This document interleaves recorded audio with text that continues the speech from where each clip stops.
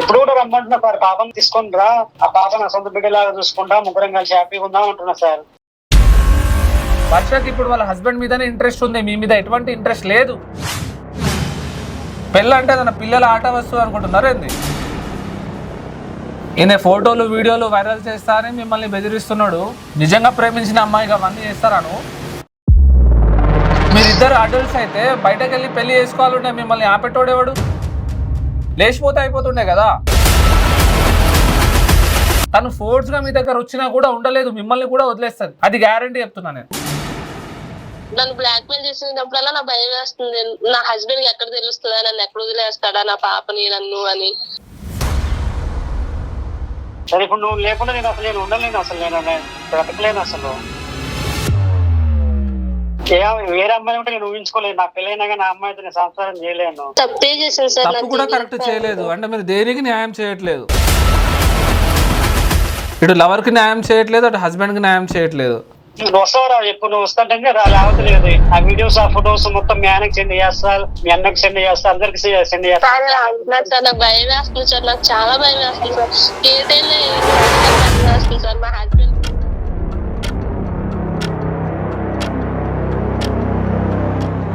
Hello అండి, అందరికీ నమస్కారం. నా విచారణ ఎపిసోడ్ 4లో అందరికీ వెల్కమ్ అండి.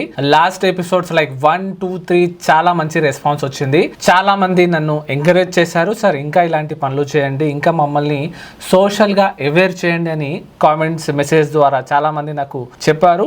సో అలాగే ఈరోజు మనం ఎపిసోడ్ 4లో వచ్చాము. సో ఈరోజు కూడా ఒక ర్యాండమ్ మెయిల్ తీసుకొని మనం కాల్ చేసి వాళ్ళ సమస్య ఏముందో తెలుసుకోవడానికి ప్రయత్నిస్తామండి. సో చలో మెయిల్ ఓపెన్ చేద్దాం. వర్ష అని మనకు మెసేజ్ చేశారండి. హలో సార్, నా పేరు వర్ష, నేను చాలా పెద్ద ఇబ్బందుల్లో ఉన్నాను. మెసేజ్లో ఇదంతా చెప్పలేను, నా కాపురం నాశనం అయ్యేలా ఉంది. మీ కాల్ కోసం ఎదురు చూస్తూ ఉంటాను, దయచేసి కాల్ చేయండి. చలో నెంబర్ అయితే ఇక్కడ ప్రొవైడ్ చేశారండి, మనము కాల్ చేద్దాం.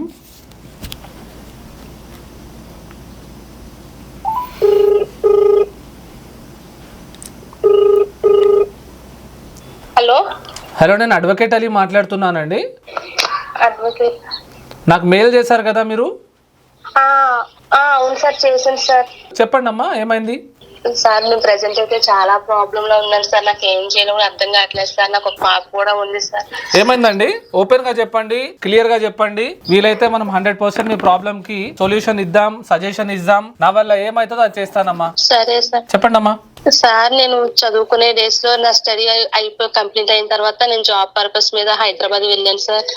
వెళ్ళిన తర్వాత అక్కడ నా కొలీగ్ నరేష్ ఉన్నాడు సార్. మేమిద్దరం 3 years దాకా బాగా డీప్ లవ్ లో ఉన్నాము. ఉన్న తర్వాత ఇంకిద్దరం మ్యారేజ్ చేసుకుందామని అనుకున్నాం ఇంట్లో ఒప్పించి.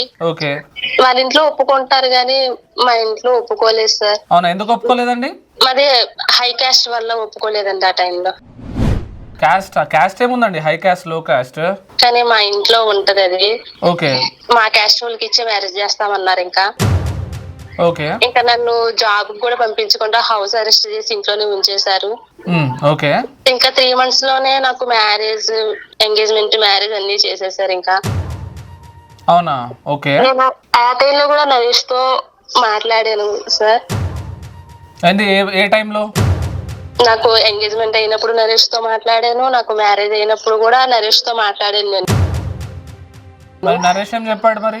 నరేష్ కూడా మేమిద్దరం అనుకున్నాం సార్, నాకు ఒకవేళ మ్యారేజ్ అయినా కూడా నా హస్బెండ్ తో ఒక 6 months లో నేను తనతో గొడవ పడి ఏదన్నా అయిన తర్వాత విడాకులు అవి తీసుకొని నేను నరేష్ దగ్గరికి వెళ్ళిపోదామని ఇద్దరం అలా మాట్లాడుకున్నాం సార్. ఏంటి అర్థం కాలేదు, మళ్ళీ చెప్పండి. నాకు మ్యారేజ్ చేసుకున్నా, మా హస్బెండ్ కి నాకు కొంచెం కావాలని గొడవలు పెట్టుకొని తనకి నాకు కొంచెం డిస్టెన్స్ వచ్చిన తర్వాత విడాకులు తీసుకొని ఇంకా నరేష్ నేను మళ్ళీ కలిసి ఉందామని అనుకున్నాం ఆ టైంలో. ఏంటండి, మీ ఇద్దరి హ్యాపీనెస్ కోసం వేరే వాళ్ళకు ద్రోహం చేద్దాం అనుకున్నారా మీరు? పెళ్ళంటే తన పిల్లల ఆట వస్తువు అనుకుంటున్నారా ఏంది? మీరిద్దరు అడల్ట్స్ అయితే బయటకు వెళ్ళి పెళ్లి చేసుకోవాలంటే మిమ్మల్ని ఆపెట్టోడేవాడు? అప్పుడు ఇంకా ఏం చేయాలో అసలు మాకు అర్థం కాలేదు సార్. ఇంకా అందుకని కాదండి, ఇప్పుడు పెళ్ళంటే చిన్న పిల్లల ఆట, పెళ్లి చేసుకున్నాం అయిపోయింది అనుకుంటున్నారా? సరే మీ ఇద్దరి హ్యాపీనెస్ కోసం వేరే పర్సన్ కి మధ్యలో తీసుకొచ్చి తన జీవితం నాశనం చేద్దాం అనుకున్నారా? ఏంది అసలు మీ ఆలోచన ఏంది? ఇలా ఆలోచించాను సార్. మీ స్వార్థం కోసం అవతలోడు ఎటన్నా పోనీయండి అమ్మా. అలానే అనుకోలేదు సార్. తనకి ఇంకా పెళ్ళైన తర్వాత విడాకులు తీసుకుంటే నా తర్వాత మా వాళ్ళు కూడా నాకేమి ఇంకా రూల్స్ ఏమి పెట్టరు, నాకు ఇష్టం వచ్చిన అబ్బాయిని పెళ్లి చేసుకోమంటారన్న ఆ హోప్ తో అలా చేద్దాం అనుకున్నాం సార్. అంటే ఒక్కసారి విడాకులు అయిన తర్వాత నీకు ఇష్టమైన అబ్బాయితో నువ్వు పెళ్లి చేసుకొని పంపిస్తారా? మేము ఆ టైంలో వాళ్ళు అలా చేస్తారు అనుకున్నాం సార్. అలా అవుతుంది అనుకోనే ఇంకా నేను మా ఇంట్లో వాళ్ళు చెప్పిన సంబంధానికి ఓకే చెప్పాను సార్. మ్యారేజ్ కూడా చేసుకున్నాను. ఈ విషయం మరి నరేష్ మరి ఒప్పుకున్నాడా మరి పెళ్లి చేసుకుంటాను అని చెప్పి? ఒప్పుకున్నాడు సార్. ఎలాగో నా దగ్గరికి వస్తావు కాబట్టి సరే చేసుకో, తర్వాత డైవర్స్ ఏదైనా తీసేసుకోవచ్చు అన్నట్టు ఒప్పుకున్నాడు సార్ తను కూడా. తర్వాత ఏమైంది మరి? ఒక 3 months దాకా నేను మా ఆయనతో ఎప్పుడు సరిగ్గా మాట్లాడిందే లేదు సార్. ఆయన అంత బాగా ప్రేమగా చూసుకున్నా కూడా నేను చాలా అవాయిడ్ చేసేదాన్ని. నా దగ్గరకు వచ్చినా కూడా నేను రానిచ్చేదాన్ని కాదు సార్, తిట్టేదాన్ని. ఆయన చాలా బాగా చూసుకుంటారు సార్ నన్ను. కానీ నాకు ఆ టైంలో నరేష్ బాగా గుర్తుండడం వల్ల, తను బాగా లవ్ చేయడం వల్ల అలా 3 months దాకా నా హస్బెండ్ ని నేను చాలా దూరం పెట్టాను సార్. తర్వాత కొంచెం కొంచెం తను చూపించే ప్రేమ నేను నరేష్ ని మర్చిపోయేలా చేసింది. ఇంకా అంటే ఎలా అండి? ఏం ప్రేమ చూపించాడు? ఎందుకు నరేష్ ని మర్చిపోయారు? ఇదంతా ఏంది అసలు? ఇది ఒక గేమ్ లెక్క అనిపిస్తుంది నాకు. ఏమో సార్, ఆ టైంలో మాకు ఇంకా నేను ఇంకా నరేష్ ని కొంచెం కొంచెం మర్చిపోతా. నేను మా హస్బెండ్ కి చాలా దగ్గర అయిపోయాను సార్ తర్వాత ఇంకా మాకు ఒక పాప కూడా పుట్టింది మా హస్బెండ్ వల్ల, తనకి నాకు. ఓకే, ఈ విషయం నరేష్ కి తెలుసా మరి మీకు పాప పుట్టిందని? తెలుసు సార్. అంటే నేను డెలివరీ అవ్వక ముందు కూడా, నేను కన్సీవ్ అయిన తర్వాత కూడా ఓకే అబార్షన్ చేసుకొని తర్వాత నరేష్ దగ్గరికి వెళ్ళిపోదామని అనుకున్నాను సార్ ఆ టైంలో కూడా.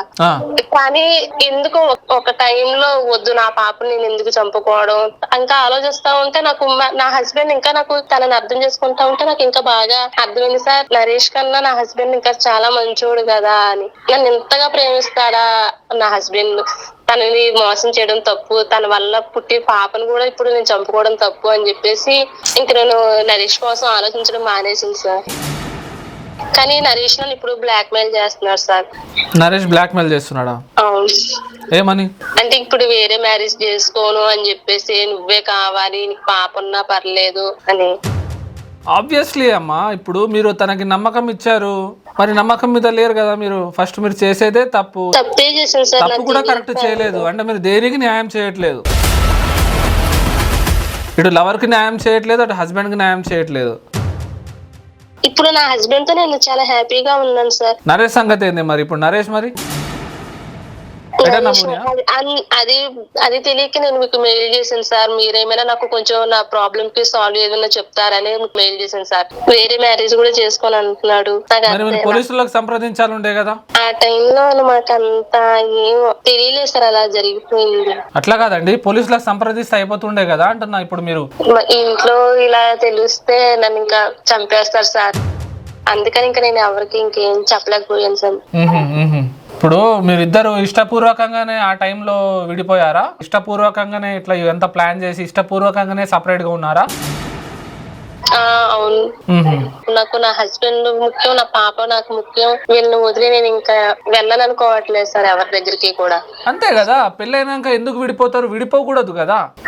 అలా ఆ టైంలో అలా అనిపించింది సార్ నాకు. ఫస్ట్ మ్యారేజ్ అయిన తర్వాత ఇంకా నాకు నరేష్ బాగా గుర్తొచ్చేవాడు సార్. ఆ టైంలో వద్దు డైవర్స్ తీసుకుని వెళ్ళిపోదాం అనుకున్నాం. కానీ 1 year లో మాకు పాప పుట్టడం వల్ల నాకు మా హస్బెండ్ చాలా మంచోడు అవ్వడం వల్ల నాకు ఇంక వేరే ఆప్షన్ ఏం లేదు సార్. మీ దగ్గర ఇక్కడ 2 ఆప్షన్స్ ఉన్నాయండి. ఒకటి, మీరు పోలీస్ స్టేషన్ వెళ్ళేసి నరేష్ మీద కంప్లైంట్ చేయండి మిమ్మల్ని హరాస్మెంట్ చేస్తున్నారని. లేదంటే నిజాలన్నీ మీ హస్బెండ్కి చెప్పేసి, మీ ఫ్యామిలీ మెంబర్స్ చెప్పేసి మీరు వాళ్ళ సపోర్ట్ తీసుకొని ఈ సమస్య నుంచి బయటపడవచ్చు. ఆ 2 పనులు చేయలేక నేను మీకు మెయిల్ చేశాను సార్. మీరే నన్ను ఈ ప్రాబ్లం నుంచి బయటకు తీసుకురావాలి సార్ ఎలాగైనా. నరేష్ కాంటాక్ట్ లో ఉన్నాడా అండి? ఉన్నాడు సార్. మాట్లాడిస్తారా నరేష్ తోటి? మాట్లాడిస్తాం సార్. సార్ కాల్ చేయండి నరేష్ కి. సరే సార్. హలో హలో కన్నా. చెప్పు. హలో కన్నా చెప్పు. ఎవరికో లైన్ లో కలుపుతున్నావు కాన్ఫిడెన్స్ గాను? అలా ఏం లేదు, నేను ఎవరికి కాల్ కలిపి నువ్వు ఏం చేస్తున్నావు అని కాల్ చేశాను అంతే. ఏం చేయట్లేదు, రూమ్లే ఉన్నా. తిన్నావా? తిన్నా. నాకు చూపిస్తుంది కాన్ఫరెన్స్ కాల్ ఎవరికో కలిపినామని. అలా ఏం లేదు కన్నా, కాన్ఫరెన్స్ కాల్ ఏం లేదు. ఏం లేదా? ఫోన్ చేస్తే కలుస్తలేదు నీది. నాకే మాట్లాడనిపించట్లేదు, ఇంక అందుకే ఫోన్ ఆఫ్ చేసుకున్నా. మరి ఎన్ని రోజులు ఏమైపోయినావు? మరి ఫోన్ చేసి అసలు చిత్తాకు వస్తుంది. చెప్తున్నాను కదా నాకు నీతో మాట్లాడడం లేదని, అందుకని ఆఫ్ చేసుకొని ఉన్నా. పాపం వస్తాను నా దగ్గరికి, ఏంది మరి ఇంకా రావట్లేవు, మరి ఎప్పుడు వస్తావు? నేను ఎక్కడికి రాను, నీ దగ్గరికి రాను. ఇంకా నేను ఏమైపోవాలి మరి? నీకోసం ఇక్కడ పిచ్చర్ అయిపోతుంటే. నేను ఇందాక నేను ఏం చెప్పానంటే ఒక మాట చెప్తాను. నేను చెప్పు. నేను ఇందాక కాన్ఫరెన్స్ కాల్ పెట్టాను, ఒక అడ్వకేట్ సార్ ని కాన్ఫరెన్స్ కాల్ పెట్టాను కన్నా. నువ్వు ఒకసారి ఆ సార్ తో మాట్లాడు. మరి ఇందాక ఎవరికి పెట్టలేదన్నో, మరి ఇప్పుడు పెట్టాను, మరి పిచ్చి పిచ్చి వేసాలు వేస్తున్నావు ఏమైనా?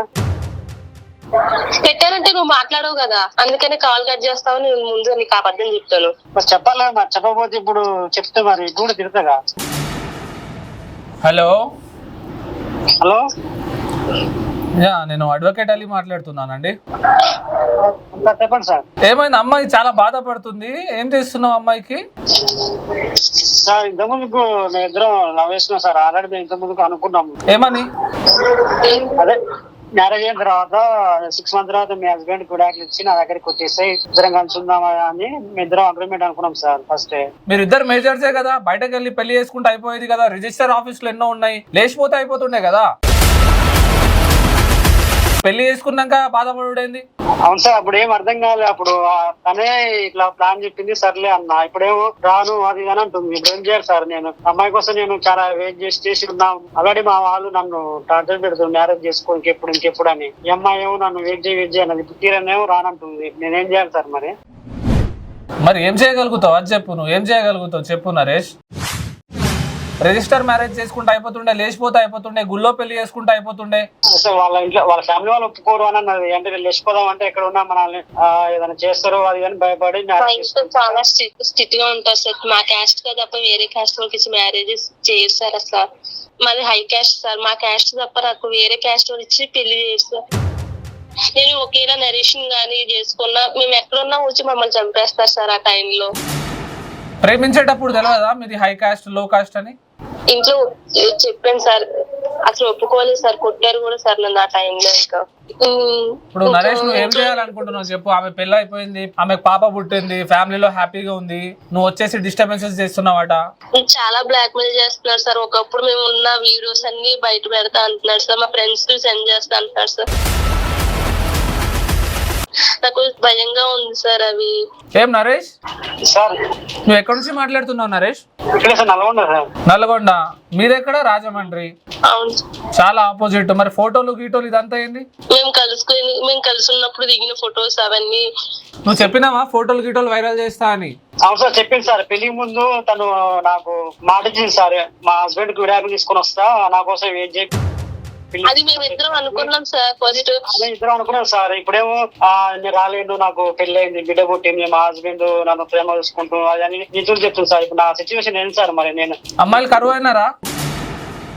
కరోనా అంటే అమ్మాయి నేను ఎంతో సిన్సియర్ లవ్ చేసిన సార్. నా జీవితం మొత్తం వెయిట్ చేసుకున్నా. ఇప్పుడు తీరా నేను రాను అది అంటే ఇప్పుడు నా పరిస్థితి ఏంటి సార్?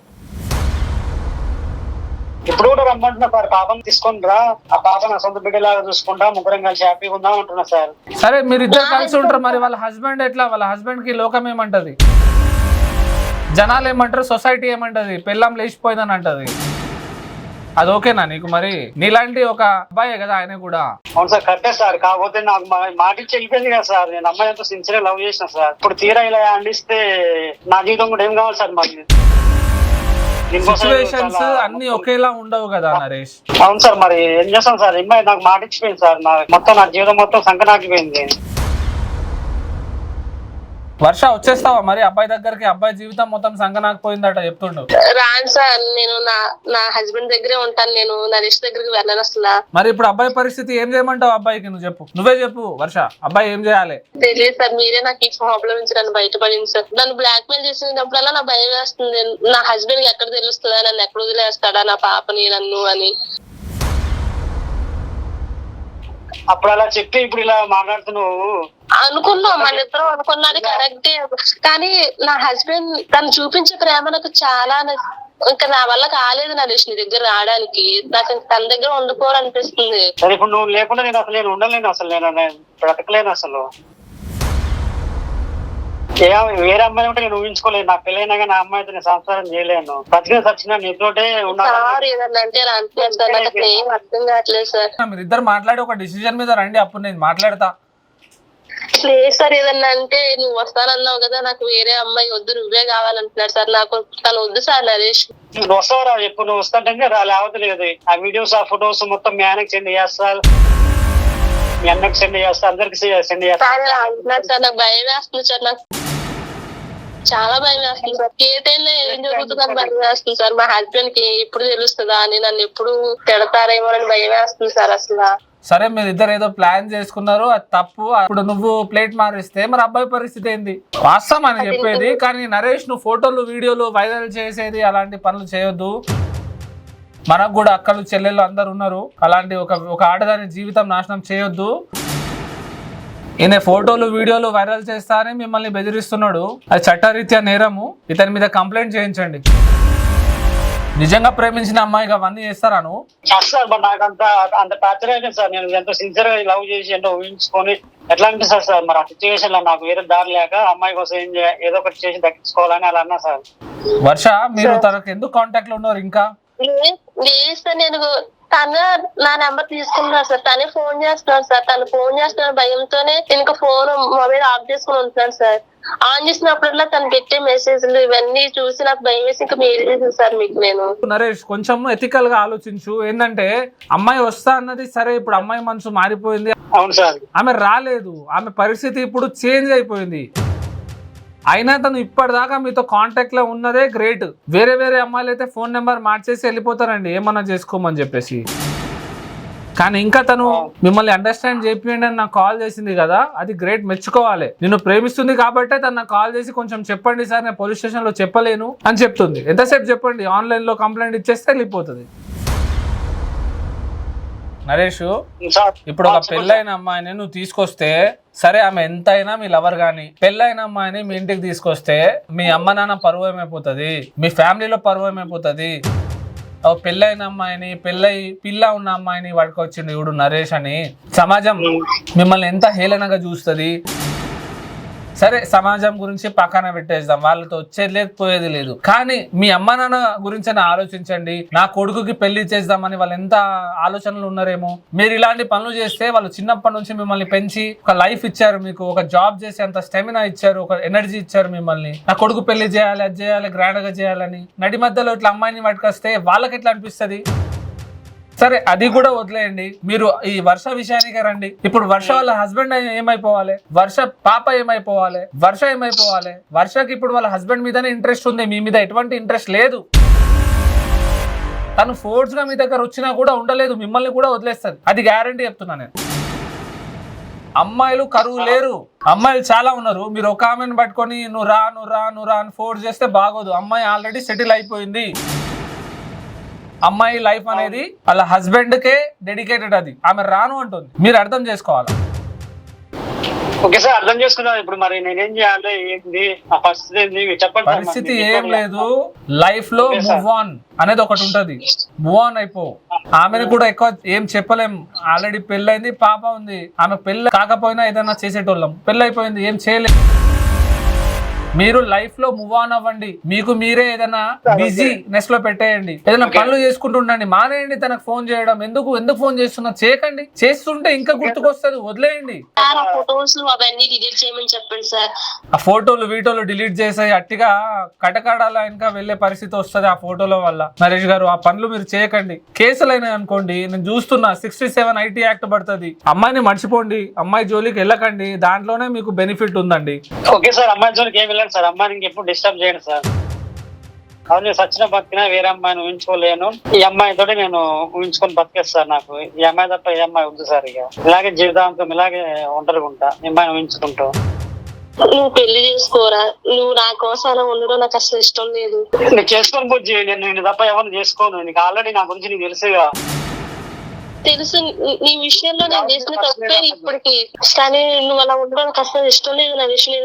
నేను మ్యారేజ్ అయిన తర్వాత ఇంకా చాలా హ్యాపీగా ఉన్నా, నువ్వు కూడా బాగుంటావు, నువ్వు ఈ ప్రాబ్లం నుంచి బయటకు వస్తావు నరేష్. నిన్ను చేసుకున్న అమ్మాయి కూడా బాగా చూసుకుంటుంది. సార్ బాగానే ఉంటారు, తర్వాత నేనే ఒంటరిగా అయిపోతా, సార్ చెప్తాడు బాగానే అయిపోతా, నువ్వు మీ అందరూ హ్యాపీగా ఉంటావు. చివరికి ఒకసారి అమ్మాయితో మాట్లాడి ఇక ఫొటోస్ వీడియోస్ మొత్తం డిలీట్ చేసి మీరు చెప్పినట్టు చేస్తాను. ఇక మీ మంచి కోసం చెప్తున్నా చూడండి, మీరు ఎవరో నాకు తెలియదు, నాకేమనిపిస్తుందో అది నేను మీ ఇద్దరికి కూడా చెప్తున్నా. వినడం వినకపోవడం మీ ఇష్టం అండి, మీ ఇద్దరు కలవడం అనేది పాసిబుల్ లేదు, అది మీ మైండ్ లో పెట్టుకోండి. ఇన్ని రోజులు నేను ఏమన్నా బ్లాక్ మెయిల్ చేసినందుకు సారీ, ఎప్పుడు మళ్ళీ నేను ఎప్పుడు డిస్టర్బ్ చేయను. నువ్వు చేసిన కోసం నేను ఎప్పుడు జన్మలో మర్చిపోలేను. లైఫ్ లో మూవ్ ఆన్ అవ్వాలి. లైఫ్ లో ఒక ఆమెనే లేదు, చాలా మంది ఉన్నారు. మీకు చాలా మంచి, ఈమె కన్నా మంచి అమ్మాయి కూడా దొరికే అవకాశం ఉంది, ఇలాంటిదే అమ్మాయి కూడా దొరికే అవకాశం ఉంది. ఇప్పుడు కూడా ఇక ఫీల్ అయ్యే అవసరం లేదు, తిరిగి చూసుకోకండి. లవ్ ఫెయిల్యూర్ అయిన వాళ్ళు చాలా మంది ఉన్నారండి. లవ్ ఫెయిల్యూర్ అయిపోయి వాళ్ళు పెళ్లిళ్ళు చేసుకోకుండా ఉండట్లే, లవ్ ఫెయిల్యూర్ అయిన వెంటనే వేరే వాళ్ళకి లవ్ చేస్తున్నారు, ఆమె వెళ్ళిపోతే ఇంకోళ్ళని లవ్ చేస్తున్నారు. సరే లవ్ ఫెయిల్యూర్ అయిపోతే పెళ్లి చేసుకుంటున్నారు, ఎంత ఏందని పెళ్ళాన్ని లవ్ చేసుకుంటున్నారు, అంతే కదా. పెళ్లి చేసుకొని లవ్ చేయండి, గ్యారంటీ ఉంటది. లవ్ చేసుకొని పెళ్లి చేసుకుంటా అంటే గ్యారంటీ లేదు, చెప్పలేం. అమ్మాయి జోలికి వెళ్ళండి సార్, మరి వెళ్ళొద్దు మీరు, అమ్మాయి జోలికి వెళ్ళకండి అసలు. మళ్ళీ అమ్మాయి జోలికి ఏదైనా వెళ్ళి ఏదైనా ఫోటోలు గిటోలు పెట్టారని మళ్ళీ ఆమె ఏదైనా మెయిల్ అన్నా ఏదైనా కాల్ అన్నా చేస్తే అంటే మీరు ఇబ్బందుల్లో పడతారండి నరేష్. మన దేశంలో చట్టం అనేది ఒకటి ఉంది, దాన్ని మనం ఫాలో చేయాలి. ఒక రూల్ అనేది ఉంది, దాన్ని ఫాలో చేయాలి. మనము అమెరికాలో ఉండలేం కదా. నా వాళ్ళ అమ్మాయికి ఎలాంటి ప్రాబ్లం రాదు సార్. ఇంకెప్పుడు అమ్మాయితో ఎప్పుడు మాట్లాడను, ఫోన్ చేయను, ఎక్కడ కలిసినా సైలెంట్ గా నా దారి వెళ్ళిపోతా. వెరీ గుడ్, వెరీ గుడ్, చాలా మంచి డిసిజన్. ఏమో నరేష్ చెప్తున్నాడు, నరేష్ మాటల మీద నాకు నమ్మకం వస్తలేదు. ఇంత ఈజీగా ఒప్పుకున్నాడు నరేష్ అంటే, ఏమో బ్యాక్ స్టెప్ తీసుకుంటున్నాడు అంటే మళ్ళీ పరిగెత్తడానికా లేకుంటే వెనక వెళ్ళిపోవడానికి అర్థమైతలేదు. అట్లేం లేదు సార్, అట్లేం లేదు. మీరు చెప్పినప్పుడు నాకు కొంచెం అర్థమైంది. నాకంటూ ఫ్యామిలీ ఉంది, నాకంటూ చెల్లెలు కూడా, వాళ్ళు కూడా రేపు పరిస్థితి వస్తే ఏందనేది ఆలోచించి. వెరీ గుడ్, మంచి ఆలోచన, మంచి ఆలోచన నరేష్, చాలా మంచి ఆలోచన. అయిపోయింది ఏదో అయిపోయింది, లవ్ చేసుకున్నారు, తిరిగినారు, అది ఆ మెమొరీస్ మీ గుండెల్లో పెట్టుకోండి, అంతేకాని ఆ మంచి మెమొరీస్ కాస్త బ్యాడ్ మెమొరీస్ అయ్యేలా చూసుకోకండి. ఓకే సార్, ఏం చేయండి సార్. అసలు ఈ ప్రాబ్లం నుంచి అసలు నేను బయటకు వస్తానని అనుకోలేదు. చాలా చాలా అంటే చాలా థ్యాంక్ యూ సార్. మీరు ఇప్పుడు ఒక బ్రదర్ లాగా నాకు చాలా సజెషన్ చేశారు సార్. నరేష్ అర్థం చేసుకున్నాడని మనకు ఒక సొల్యూషన్ వచ్చిందండి. నరేష్ అర్థం చేసుకోకపోతే ఎలా ఉండేది మీ సిచ్యువేషన్? నేను ఏం చేసుకునేదని నాకు అర్థం కాదు. మీ హస్బెండ్ వదిలేసేటోడు, మీరు వచ్చి రోడ్డు మీద పడేటోళ్ళు. చాలా అంటే చాలా థ్యాంక్స్ సార్, నాకు చాలా పెద్ద ప్రాబ్లం నుంచి బయట తీసుకొచ్చారు. ఫస్ట్ ఈ విషయం మా ఇంట్లో గానీ నా హస్బెండ్ గానీ తెలిస్తే చాలా పెద్ద ప్రాబ్లం అయ్యేది sir first. Okay okay okay okay, understand చేసుకోగలుగుతా. నరేష్ వింటున్నారా? అమ్మాయి వేదన హ్యాపీగా ఉండండి, ఆలోచించకండి. అమ్మాయి నెంబర్ డిలీట్ చేసేయండి, మీరు కూడా ఫోన్ నెంబర్ డిలీట్ చేసేయండి వర్ష. అలాగే సార్, ఆ నెంబర్ పెట్టకండి, ఆయన కూడా డిలీట్ చేసేయండి, ఇంకా పెట్టుకోకండి. నరేష్ మీరు ఫోన్ పెట్టేయండి. Okay sir, thank you sir. నాకు కూడా కళ్ళు తెచ్చినందుకు, లేకపోతే నేను ఘోరాలు నా వల్ల. Okay okay sir. Naresh call పెట్టేశాడా? పెట్టేశారు సార్. Thank you sir, thank you, చాలా అంటే చాలా థ్యాంక్ యూ. ఓకే అండి, ఆయన మళ్ళీ ఏదైనా కాల్ చేసి ఏదైనా బెదిరించడం లాంటివి చేస్తే నాకు మెయిల్ చేయండి, లేకుంటే నా నెంబర్ ఉంది కదా నాకు కాల్ చేయండి, నేను అతనికి డైరెక్ట్ కాల్ చేసి మాట్లాడతాను. ఓకే సార్, చాలా పెద్ద ప్రాబ్లం వచ్చింది ఫస్ట్. వెల్కమ్ అండి, అది నా బాధ్యత అండి, నాతో అయ్యేంత హెల్ప్ నేను చేస్తాను. ఇప్పుడు మీరు నా ముందుంటే మీకు నేను చేతులెత్తి దండం పెట్టేదాన్ని సార్. చాలా అంటే చాలా చాలా థ్యాంక్స్ సార్, నేను మాటలు చెప్పలేను సార్ దీన్ని. థ్యాంక్స్. వెల్కమ్ అండి, వెల్కమ్. ఇంకోసారి ఇలాంటి పనులు ఏం చేయకండి, ఇది ఒక లైఫ్ లో లెసన్ లెక్క అయిపోయింది మీకు. ఇంకోసారి ఎప్పుడైనా కానీ, ఇది ఒక్కటేనే కాదు, లైఫ్ లో ఏ విషయంలో కూడా ఇలాంటి స్టెప్పులు తీసుకోకండి, ఓకేనా? మంచిగా ఉండండి, హాయిగా జీవించండి అమ్మా. రైట్, సరే sir, thank you sir, thank you so much sir. Okay, చూసారా సొసైటీలో ఎలాంటి ప్రాబ్లమ్స్ ఉంటాయి. ఇద్దరు లవర్స్ పెళ్లి చేసుకుందాం అనుకున్నారు, కానీ ఇంట్లో ఒప్పుకోలేదు. ఇక్కడ ఒక ప్లాన్, క్రిమినల్ థాట్, అమ్మాయి పెళ్లి చేసుకుంటా, అబ్బాయితో కలిసి ఉండా, విడాకులు తీసుకుంటా, వచ్చేసి నేను పెళ్లి చేసుకుంటా. అప్పుడు ఎలాగో నన్ను ఎవరు చేసుకోరు, నేను విడాకులు తీసుకున్నా అని మా వాళ్ళు ఒప్పుకుంటారు, నేను పెళ్లి చేసుకుంటా. ఈ వీడియో వల్ల మనం నేర్చుకోవాల్సింది చాలా ఉందండి. ఇలాంటివి కూడా ఈ సొసైటీలో జరుగుతున్నామని ఈ కాల్ ద్వారా మనకు తెలిసిందండి. సో ఇలాంటి ఇంకా వీడియోస్, ఇంకా అవేర్నెస్ నేను మీ ముందుకు తీసుకొస్తూ ఉంటాను. నా ఛానల్ని సబ్స్క్రైబ్ చేయండి. థ్యాంక్ యూ సో మచ్ అండి.